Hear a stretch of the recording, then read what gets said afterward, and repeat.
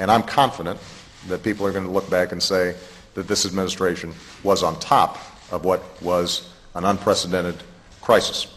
Well, it's specifically a failure leadership of the President, Obama, and the administration. Wouldn't you agree? Well, this is, they come into office a year ago with all of this, and so after the last 8 years of a regulatory environment where it's drill, drill, drill. I think you were quoting drill, drill, drill a few months ago, weren't you, with Sarah Palin, the two of you? No, I wasn't saying it. Don't try to lump me with Sarah Palin. And don't use that lame excuse with me about the Bush administration. What, have you lost your mind? Yeah. I mean, no, not at all.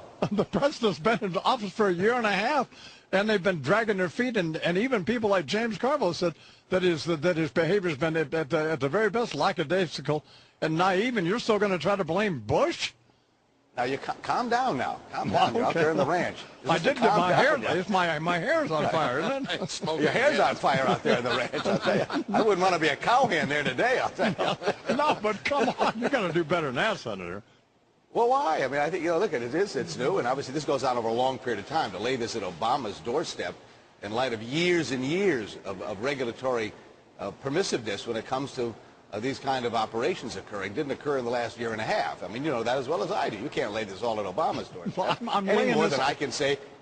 No, I'm laying the response I'm laying the blame for the response to this BP oil disaster at the feet of the President administration. He's in office. He's the president. Who's responsible?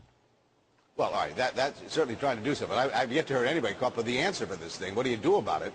Obviously, they never should have been given the permission to have a rig down there without the kind of a cap or whatever we heard that falls that it closes off these lines when a disaster like this occurs. Now, that goes back years. That rig wasn't built in the last year and a half. That rig was built years ago. Who gave them the permission to put that kind of a mile under the water and then thousands of feet beyond that and allow them to do that without having any emergency protection should there be a disaster? That occurred, what, 10 years ago, 20 years ago.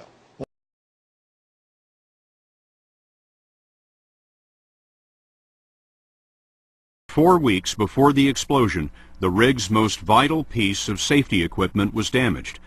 Down near the seabed is the blowout preventer, or BOP. It's used to seal the well shut in order to test the pressure and integrity of the well, and in case of a blowout, it's the crew's only hope. A key component is a rubber gasket at the top called an annular, which can close tightly around the drill pipe. Williams says that during a test they closed the gasket, but while it was shut tight, a crewman on deck accidentally nudged a joystick, applying hundreds of thousands of pounds of force and moving 15 feet of drill pipe through the closed blowout preventer. Later, a man monitoring drilling fluid rising to the top made a troubling find. He discovered chunks of rubber in the drilling fluid. He thought it was important enough to gather this double handful of chunks of rubber and bring them into the driller shack. I recall asking the supervisor if this was out of the ordinary. It's no big deal. And I thought, how can it be not a big deal? There's chunks of our seal is now missing.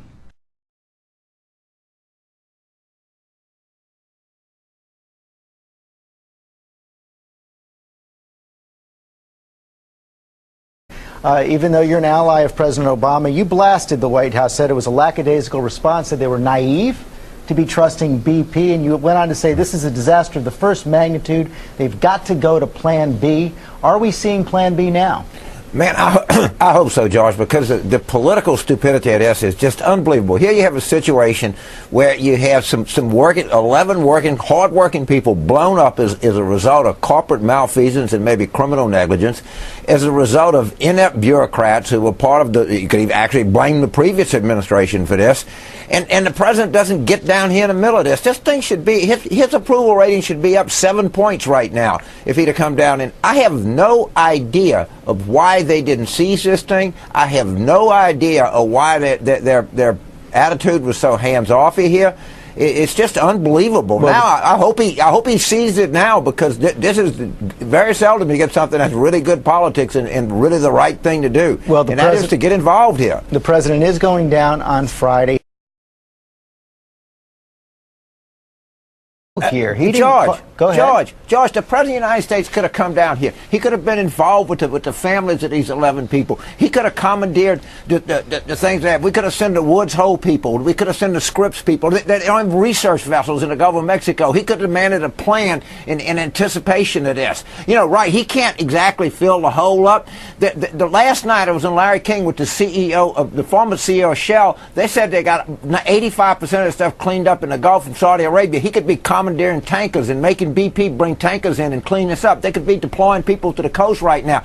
He could be with the Corps engineers and the Coast Guard with these people in Plaquemines Parish doing something about these regulations. These people are crying. They're begging for something down here, and it just looks like he's not involved in this. Man, you got to get down here and take control of this, put somebody in charge of this thing and get this thing moving. We're about to die down here. This is our North American landmass. This is part of our birthright with the Grand Canyon, with the Niagara Falls, with Yosemite. This is one of the wonderful things that we hope will always be here, the Gulf of Mexico. It's more important than a presidency. This president has not acted that way. He has not acted like this is more important than something else like a fundraiser in California or an interview about basketball with Marv Alpert. He doesn't seem to be taking ownership. Presidents must seize control when something like this happens. I think this is more like the Iranian hostage crisis that brought down Jimmy Carter than Katrina. I think it's more like a situation where Churchill had to enlist every ship to get the men off Dunkirk, or Harry Truman had to draft the mine workers. This is big time, and he hasn't acted like it's big time. Day that spilled, that's a lot of oil out there. We're going to have the effects of this for a long, long time. It's going to take a major effort. Chris Matthews. Well, my question, Senator, is why doesn't the president bring in all the oil companies that do business in this country? Why doesn't he operate in an emergency situation the way Harry Truman would and said, we want all the super tankers to do business in this country to get out there and start sucking up this petroleum. Millions and millions of gallons out there. It's not going to go away unless it's collected. Why do we keep treating this like a BP business problem when it's affecting our very society and our continent?